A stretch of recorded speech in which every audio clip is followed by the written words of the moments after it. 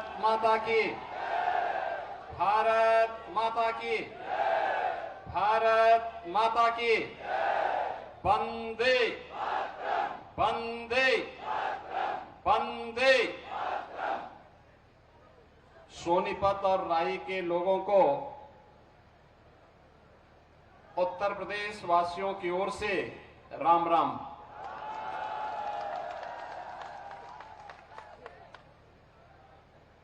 मंच पर उपस्थित भारतीय जनता पार्टी के कर्मठ और लोकप्रिय प्रदेश अध्यक्ष श्री मोहनलाल बड़ोली जी, भारतीय जनता पार्टी के लोकप्रिय प्रत्याशी पूर्व मंत्री श्रीमती कृष्णा गहलावत जी, जिलाध्यक्ष श्री जसवीर दौदवा जी, प्रभारी राई विधानसभा श्री आनंद हुड्डा जी, सुशील त्यागी जी, योगेश जठेरडी जी,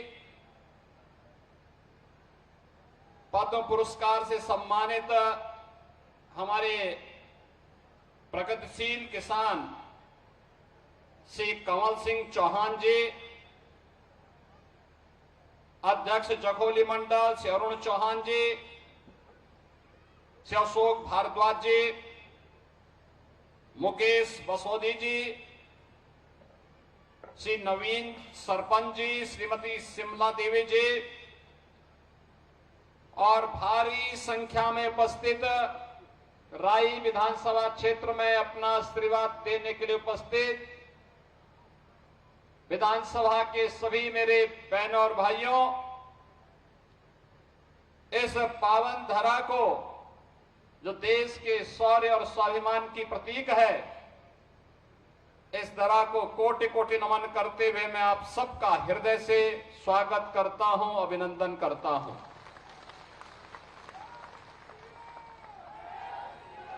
ये मेरा सौभाग्य है कि जब मैं यहां पर मंच पर आ रहा था तो मुझे सबसे पहले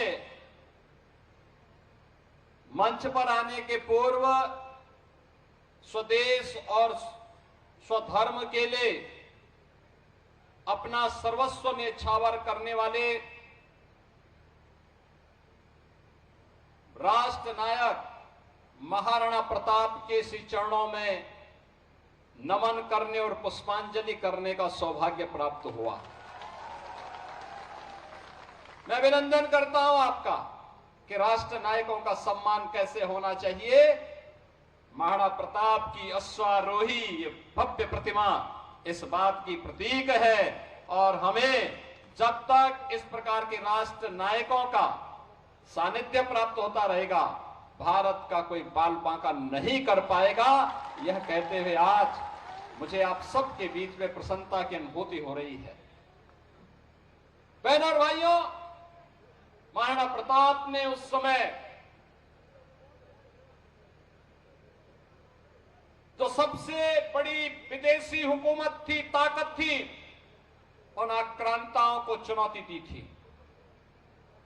महाराणा प्रताप की लड़ाई सत्ता की लड़ाई नहीं थी और स्वाभिमान की लड़ाई थी, स्वदेश और स्वधर्म की लड़ाई थी। उन्होंने कहा था उस समय भी कि सत्ता के लिए नहीं, अगर उन्हें केवल सत्ता ही प्यारी होती तो एक बार केवल अकबर ने तो ने कहा था, एक बार केवल महाराणा लिख के ही दे दे कि हम दिल्ली के अधीन कार्य करेंगे तो उनकी सत्ता को, चित्तौड़ और मेवाड़ की सत्ता को हम छेड़ेंगे नहीं। लेकिन महाराणा ने कहा नहीं, इसकी युद्ध के मैदान में इसका फैसला होगा। और बहनों और भाइयों, महाराणा प्रताप ने उस समय की जो सबसे बड़ी चुनौती थी उसका मुकाबला करते हुए अंततः अपने जीवन के कालखंड में वे सभी किले और दुर्ग अकबर से वापस लिए थे। अकबर को उस समय उन्होंने चुनौती देते हुए कि इस किस तरीके से मेवाड़ और चित्तौड़गढ़ के स्वाभिमान और सम्मान की रक्षा करते हुए स्वदेश और स्वधर्म के लिए उन्होंने कार्य किया था, आज भी भारत के इतिहास का स्वर्णाक्षर इससे भरा पड़ा है। महाराणा प्रताप ने तत्कालीन समाज को जोड़ा था। वहां के मीना, कोल, भील, भामाशाह जैसे दानवीरों ने उनके साथ सहयोगी बनकर के उस समय भारत की रक्षा के लिए अपना सर्वस्व न्यौछावर किया था। और जिस देश में भामाशाह होंगे, जिस देश में महाराणा प्रताप जैसे स्वदेश और स्वधर्म पर सर्वस्व न्यौछावर करने वाले महावीर होंगे, उस देश का कोई बाल बांका नहीं कर सकता है। और आज जब हम राई की इस विधानसभा क्षेत्र में आए हैं आप सबका आह्वान करने के लिए, बहनों और भाइयों, ये चुनाव की लड़ाई भी हम लोगों के लिए कहीं ना कहीं एक भारत श्रेष्ठ भारत के प्रधानमंत्री मोदी जी के विजन को आगे बढ़ाने का ही एक लड़ाई है। आपने बदलते हुए हरियाणा को देखा होगा, हरियाणा की बदलती हुई तस्वीर को देखा होगा। डबल इंजन सरकार के समय हरियाणा में जो परिवर्तन हुआ है, इस परिवर्तन को देखा होगा। परिवारवाद से ऊपर उठ करके, मत और संप्रदायवाद से ऊपर उठ करके देश के लिए कार्य करने का जज्बा हो, तब देश बनता है, तब जनता जनार्दन का आशीर्वाद प्राप्त होता है। मैं पूछना चाहता हूं, कांग्रेस हो, इन लो हो या फिर आम आदमी पार्टी, बहनों और भाइयों, इन लोगों के एजेंडे में कहीं देश नहीं है, आम नागरिक नहीं है, गांव नहीं है, किसान नहीं है, नौजवान नहीं है, आधी आबादी, महिलाओं की आधी आबादी नहीं है। इनका एजेंडा तो संकीर्ण एजेंडा है। इनका एजेंडा तो बांटो राज करो का एजेंडा है। इनका एजेंडा बांटने वाला है। याद करिए, ये वही कांग्रेस है जिसने कश्मीर में धारा 370 लगाई थी। 370 के खिलाफ सबसे पहले आवाज उठाई थी भारतीय जनसंघ ने। डॉक्टर श्यामा प्रसाद मुखर्जी जी के नेतृत्व में नारा बुलंद हुआ था, एक देश में दो प्रधान, दो निशान और दो विधान नहीं चलेंगे, नहीं चलेंगे। और डॉक्टर श्यामा प्रसाद मुखर्जी के उस सपने को साकार किया है प्रधानमंत्री मोदी जी ने। कश्मीर में धारा 370 को हमेशा के लिए समाप्त करके आतंकवाद की ताबूत पर अंतिम कील ठोकने का काम किया है। आतंकवाद अब अपनी अंतिम श्वास ले रहा है। यह आतंकवाद और उग्रवाद को पनपाया किसने? ये कांग्रेस का डीएनए है जो आतंकवाद और नक्सलवाद को पनपाया है। लेकिन भारतीय जनता पार्टी उसका सफाया कर रही है, पूरी तरह सफाया कर रही है। बहनों और भाइयों, मैं आपसे ये कहने के लिए आया हूं, कांग्रेस धारा 370 नहीं हटाई क्योंकि उसे मुस्लिम वोट चाहिए था। कांग्रेस जाति, मत और पंथ के आधार पर, संप्रदाय के आधार पर देश को बांटने वाली पार्टी है। क्षेत्र और भाषा के आधार पर देश को बांटने वाली पार्टी है। आपने राहुल गांधी का कार्य देखा होगा। जब देश में रहते हैं, उत्तर प्रदेश में आएंगे तो हरियाणा को कोसेंगे, केरल में जाएंगे तो उत्तर प्रदेश को कोसेंगे, और जब नानी के घर इटली जाएंगे तो भारत को कोसते हैं। देश में संकट आता है तो इनको नानी याद आती है, तब भारत की 140 करोड़ जनता जनार्दन याद नहीं आती है। बहनों और भाइयों, एक और देश के खिलाफ इतना शत्रुता का भाव रखने वाली कांग्रेस है, परिवारवाद से जकड़ी हुई इन लो है, आम आदमी पार्टी है, जो जेल और बेल के चक्कर में ही अभी पड़े हुए हैं, जिनका कोई ठिकाना नहीं है, जिनको केवल वादा खिलाफी करना ही जिनका एकमात्र पहचान बन चुकी है, और दूसरी तरफ प्रधानमंत्री मोदी जी के नेतृत्व में भारतीय जनता पार्टी है, जो कहा सो किया। सुरक्षा और समृद्धि का बेहतर कार्य करके दिखाया है। श्री मनोहर लाल खट्टर जी हो या फिर श्री नायब सिंह सैनी, हरियाणा के विकास के लिए पूरी प्रतिबद्धता के साथ कार्य करते हुए इन लोगों ने हरियाणा को भारत के विकास का एक केंद्र बिंदु बनाने का कार्य किया है। अभी मैं आया हूं यहां पे, सबसे पहले मैंने यहां देखा है, जैसे ही मैं सोनीपत में आया, यहां पे इस राई में आया हूं, मुझे यहां के स्पोर्ट्स यूनिवर्सिटी के दर्शन हुए। स्पोर्ट्स यूनिवर्सिटी, देश के अंदर 3 स्पोर्ट्स यूनिवर्सिटी बन रही है, एक हरियाणा में और एक हम यूपी में बना रहे हैं। यूपी में भी एक स्पोर्ट्स यूनिवर्सिटी बन रही है। बहनों और भाइयों, सोनीपत हो या पानीपत या बागपत, याद करिए, ये वे क्षेत्र हैं जो आज जनपद के रूप में हैं, जिनको कभी पांडवों ने दुर्योधन से कहा था कि भाई 5 गांव, भगवान कृष्ण ने कहा था ये 5 गांव दे दो, 5 गांव दे दो, संतुष्ट हो जाएंगे पांडव, युद्ध नहीं होगा।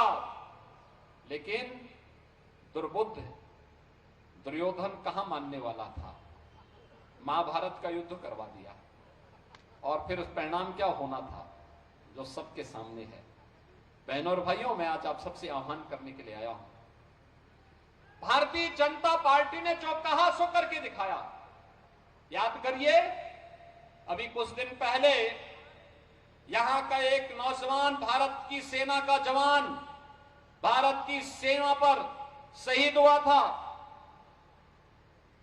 ये हरियाणा के बहादुर जवानों का शौर्य और पराक्रम है, जो देश की सीमाओं की सुरक्षा के लिए सदैव तत्पर होकर के कार्य करते हैं, अपनी पूरी जवानी लगाते हैं। और इसीलिए भारत के इन बहादुर जवानों के शौर्य और पराक्रम के लिए पूरा देश उन्हें सैल्यूट करता है, उन्हें उनके प्रति, उनके बलिदान के प्रति नमन करता है। लेकिन कांग्रेस के समय में देश की सीमाएं सुरक्षित नहीं थी। कभी पाकिस्तान, कभी चीन भारत के अंदर घुसता था, भारत की जमीनों पर कब्जा करता था। लेकिन आज चीन और पाकिस्तान भारत के अंदर घुसने का दुस्साहस नहीं कर सकता। आज उसे मालूम है कि घुसेंगे तो पिटेंगे। आज उसे मालूम है, आज तो अगर कहीं कोई हरकत, भारत विरोधी हरकत पाकिस्तान के अंदर है, सीमा पार कहीं होती है, भारत के बहादुर जवान जाकर के सर्जिकल स्ट्राइक के माध्यम से उनका काम तमाम करते हैं। और पाकिस्तान बाद में चिल्लाता रहता कि साहब जान बचाओ, जान बकस दो, बस एक बार। ये नए भारत की नई तस्वीर है, जो अपने देश की सुरक्षा भी और भारत की संप्रभुता को भी सुरक्षा रखने के लिए एक जज्बा रखता है। और दूसरी तरफ बहनों और भाइयों, याद करिए, मैं आया, मैंने आपसे पहले आते ही कहा राम राम। अयोध्या में रामलला का भव्य मंदिर भी बन गया। 500 वर्षों का इंतजार समाप्त हो गया। आखिर 1947 में यह देश आजाद हुआ था, पंडित जवाहरलाल नेहरू देश के प्रधानमंत्री बने थे। उनका दायित्व था ना कि सबसे पहले अयोध्या में राम मंदिर बनाते। ये काम वो भी तो कर सकते थे, तब तो विवाद भी नहीं था इतना। लेकिन जब भारतीय जनता पार्टी की सरकार बनी, सारे विवाद समाप्त करवाए गए और आज अयोध्या में भगवान राम का भव्य मंदिर का निर्माण भी हो गया है। भव्य मंदिर का निर्माण हो गया अयोध्या में। भगवान राम का भव्य मंदिर 500 वर्षों के बाद रामलला अयोध्या में विराजमान हो गए। अयोध्या में इंटरनेशनल एयरपोर्ट बन गया। इंटरनेशनल एयरपोर्ट का नाम महर्षि वाल्मीकि के नाम पर रखा गया। माता सबरी भोजनालय जो चल रहे हैं माता सबरी के नाम पर चल रहे हैं, क्योंकि भगवान राम के लिए जब वे वनों में भटक रहे थे तब माता सबरी ने अपने बेर उन्हें खिलाए थे, और इसीलिए उनके प्रति कृतज्ञता करने ज्ञापित करने के लिए वहां की जो रसोई है, जहां वहां का भंडारा बनता है, वो माता सबरी के नाम पर है। बहनों और भाइयों, मैं आप सबसे कहने के लिए आया हूं, ये भारतीय जनता पार्टी है। आपने देखा होगा ये डबल इंजन की सरकार हरियाणा में आने के बाद पिछले 10 वर्षों के अंदर हरियाणा में व्यापक परिवर्तन देखने को मिला है। आज यहां पे जाति मत और मजहब के आधार पर नहीं, बल्कि विकास की बात होती है, रोजगार की बात होती है, किसान को किसान सम्मान निधि की बात होती है, गरीब के लिए आवास की बात होती है, गरीबों के लिए फ्री में राशन की बात होती है, और 1 डिस्ट्रिक्ट 1 मेडिकल कॉलेज बनाने की बात होती है। अन्यथा कांग्रेस के समय में एक मेडिकल कॉलेज किसी एक कोने में बनता था, लोग मानते थे चलो हो गया, लेकिन आज तो हर जिले में एक मेडिकल कॉलेज बनाया जा रहा है। हर घर नल की योजना से शुद्ध पेयजल उपलब्ध करवाने का कार्य किया जा रहा है। स्पोर्ट्स यूनिवर्सिटी बन रही है, विकास समान रूप से हो, कहीं कोई भेदभाव न हो, यह भारतीय जनता पार्टी करके दिखा रही है। और बहनों और भाइयों, आज इसी भाव के साथ हम सब आपके बीच में आए हैं। श्रीमती कृष्णा गहलावत जी को भारतीय जनता पार्टी ने एक लोकप्रिय प्रत्याशी के रूप में आपके बीच में उतारा है, और मैं उत्तर प्रदेश से केवल आपसे यही अपील करने के लिए आया हूं कि श्रीमती कृष्णा गहलावत जी के पास एक लंबा अनुभव है, प्रशासन का भी, एक जनप्रतिनिधि के रूप में भी, और साथ साथ नौजवानों को रोजगार के साथ कैसे जोड़ना है, इंडस्ट्री और इंस्टीट्यूशन को आपस में जोड़ करके रोजगार की नई संभावनाओं को कैसे आगे बढ़ाया जाता है, यह कार्य भी वो तेजी के साथ आगे कर सकती है। और इसलिए भारतीय जनता पार्टी ने एक लोकप्रिय नेता के रूप में उन्हें आपके बीच में उतार करके आप सबका आशीर्वाद उन्हें प्राप्त हो, फिर से डबल इंजन की सरकार श्री नायब सिंह सैनी के नेतृत्व में हरियाणा के अंदर बने, विकास की नई बहार हो और नायब सिंह सैनी की सरकार हो, इस विश्वास के साथ भारतीय जनता पार्टी ने श्रीमती कृष्णा गहलावत जी को अपने प्रत्याशी के रूप में आपके बीच में उतारा है। आप सबसे मेरी अपील है, आपका आशीर्वाद भारतीय जनता पार्टी को प्राप्त होगा, सभी का प्राप्त होगा, सभी माताएं भी बताएं प्राप्त होगा, लेकिन आशीर्वाद तब प्राप्त मैं मानूंगा, आप तो यहां पे बोल कर कार्य करेंगे ही, आप में से हर मतदाता अपने साथ 10 नए वोट को ले जाकर के मतदान केंद्र में ले जाकर के कमल चुनाव चिन्ह पर वोट डलाने में योगदान करेंगे। करेंगे करेंगे हर एक मतदाता मतदान करके यहां पर कमल चुनाव चिन्ह पर भारतीय जनता पार्टी को विजयी बनाने के लिए अपना योगदान देगा। सभी लोग सहमत हैं? बहनों और भाइयों, आपके इस आशीर्वाद के लिए मैं आपका अभिनंदन करता हूं, आपसे अपील करता हूं, श्रीमती कृष्णा गहलावत जी को भारी बहुमत से विजयी बनाने की अपील आप सबसे करते हुए वाणी को देता हूं विराम। आप सब मेरे साथ बोलेंगे जय जय श्री राम, जय जय श्री राम।